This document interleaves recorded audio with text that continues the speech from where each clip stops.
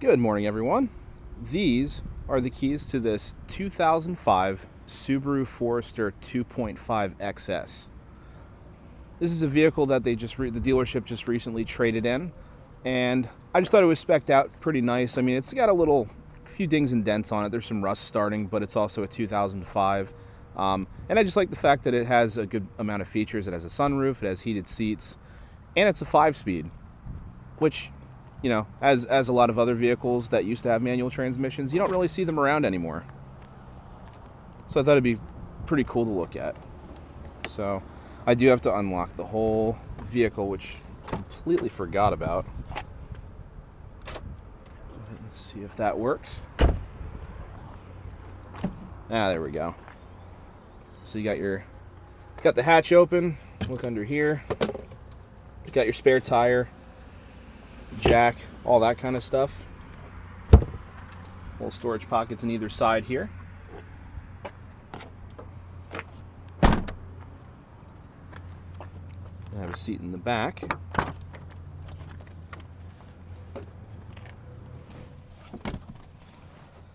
And it does have a good bit of room back here. Seats are super comfortable. I happen to notice that older vehicles around this time period, I feel like the seating material is a lot better. This actually is very comfortable. Now, we just traded it in, so it wasn't exactly cleaned up to how it should, but put that down. Yeah, it's actually really comfortable back here. It's got a big sunroof.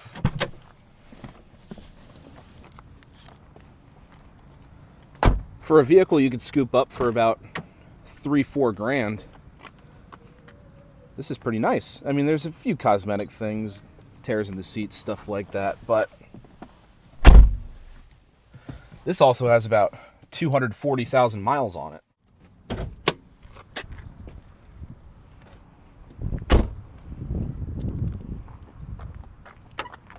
Should be right in the middle. There we go. All right, so under here, you have a 2.5 liter. You have a 2.5 liter flat 4 boxer engine. It makes 165 horsepower, 166 pound-feet of torque, driven by a 5-speed manual. And fuel economy is very good. You get about 23 miles a gallon around town and 30 miles a gallon on the highway. So for having all-wheel drive, even for a car back then, when fuel economy standards weren't quite what they are today, very, very good. A few cosmetic things, but the previous owner got their life out of it. I'm not expecting an 05 Forester to be in absolute mint condition. We can go ahead and start this up. Put on the clutch. And this is like one of the stiffest clutch pedals I've ever felt. It might just be because of the age.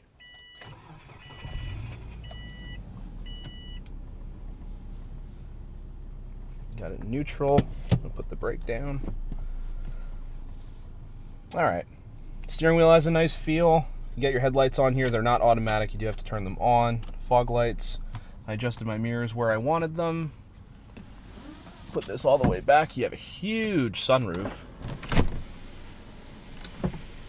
Got a little bug shield come up.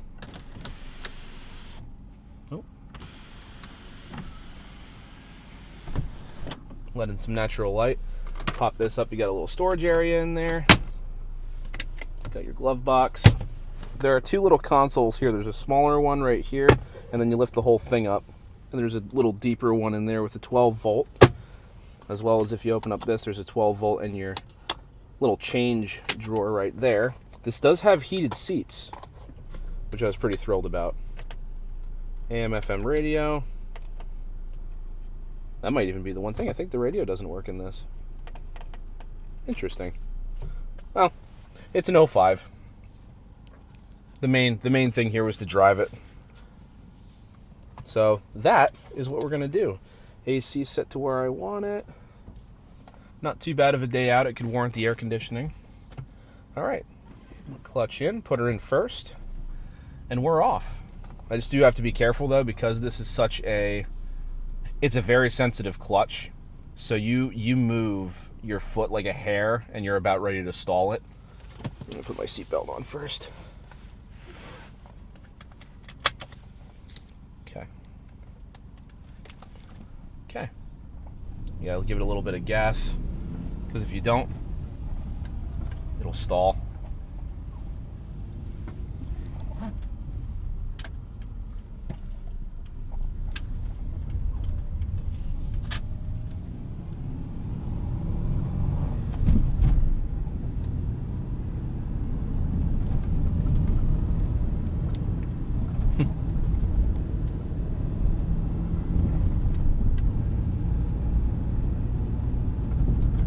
Despite the clutch pedal feel, driving itself in total is actually pretty nice. I mean, it's as nice as an 05 can get.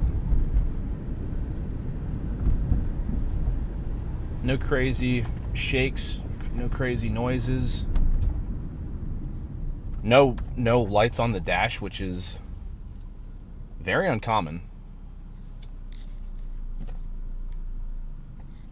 Gonna wait for this guy.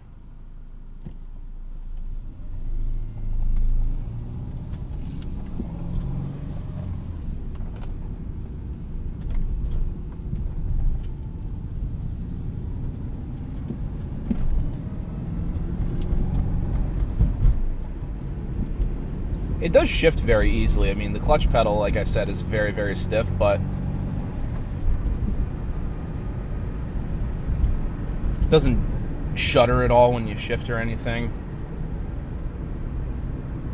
Transitions are very smooth.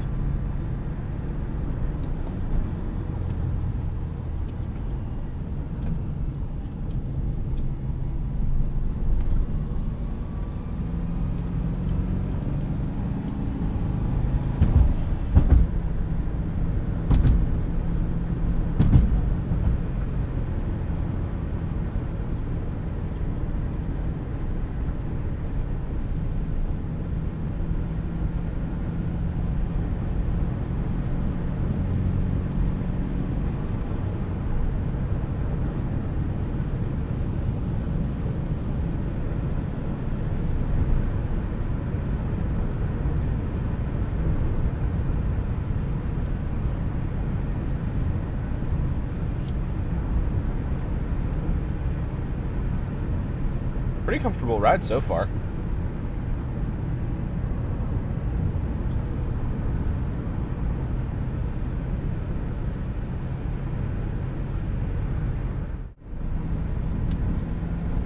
So we got some tighter turns up at the top of this hill here. We're going to see how it handles. Down in gear a little bit. Tried to rev match there.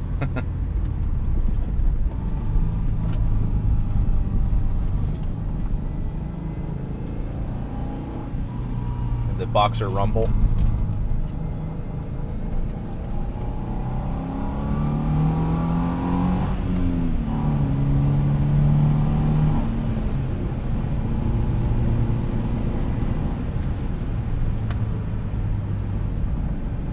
One of my favorite noises, actually. The Boxer, the noise of a Boxer engine is just so different than other 4-cylinders. A little more of a grumble.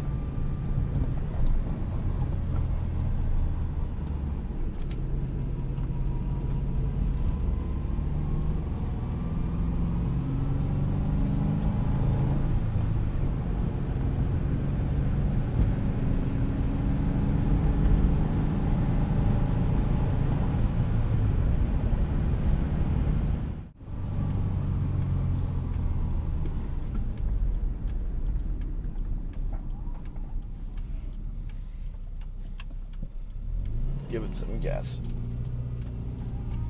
Rode the clutch a little bit, but I feel like that's the only way I was going to be able to do that.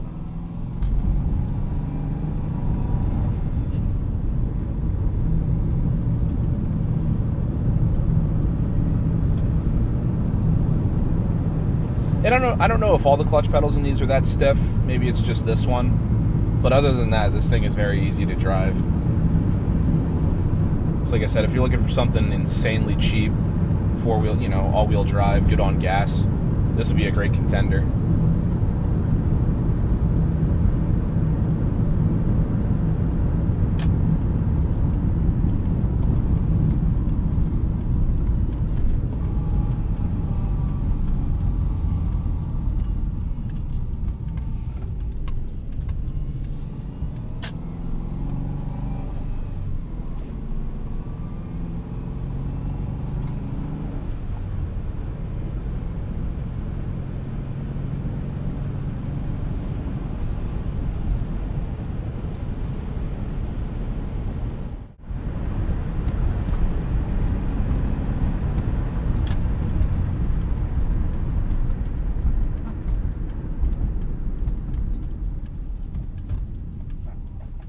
Alright.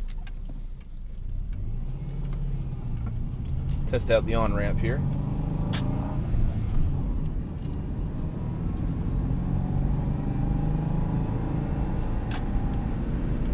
Gonna leave it in second.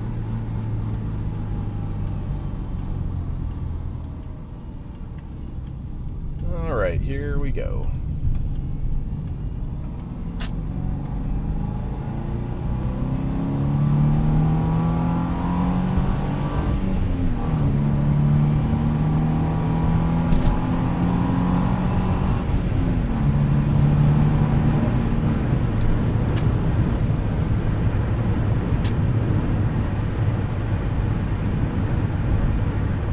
Did fairly well. I mean, I was more listening to the boxer engine than anything. But getting onto the on-ramp, and now we're just kind of cruising on the highway, doing about just shy of 70. Feels pretty good. Pretty stable on the highway. The comfort of the seats really helps with highway driving. Not a whole lot of noise coming in. I mean, there's a little bit. I mean, it might have to do with, there's a rubber seal right here, but it might have something to do with the frameless windows.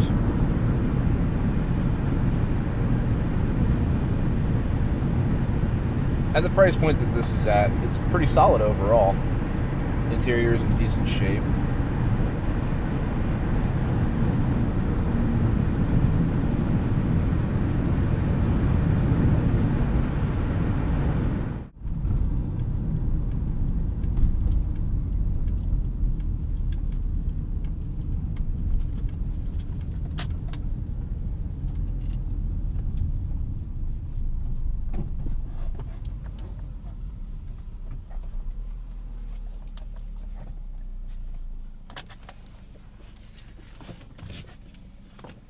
All right.